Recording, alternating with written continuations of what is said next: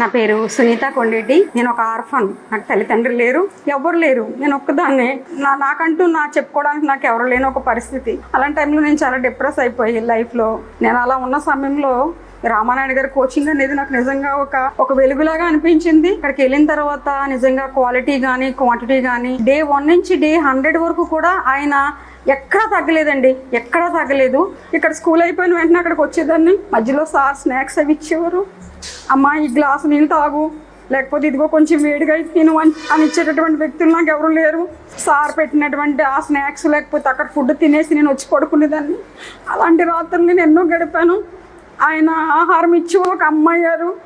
ఈరోజు నాకు ఒక తండ్రి స్థానం అయ్యి రామానాయుడు గారు నన్ను చదువుకోవడానికి నాకు ఒక దారి చూపించారు. మార్కులు రావడానికి, నేను జాబ్ కొట్టడానికి, టీజీటీలో సోషల్ సబ్జెక్టు.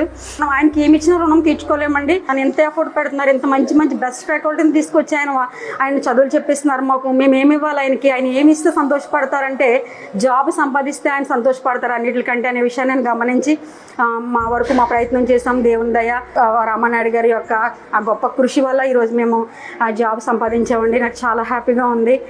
నన్ను ఒకదాన్ని ప్రపంచంలో నేను ఒంటరిదారని ఫీల్ అయ్యాను, కానీ నాకు రామానాయుడు గారు ఒక మంచి కుటుంబాన్ని మా కొలీగ్స్ రూపంలో లేకపోతే మా ఫ్రెండ్స్ రూపంలో మాకు ఇచ్చారు.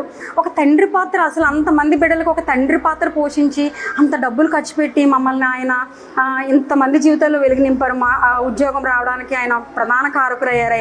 ఆయన ఎప్పుడు సంతోషంగా ఉండాలి.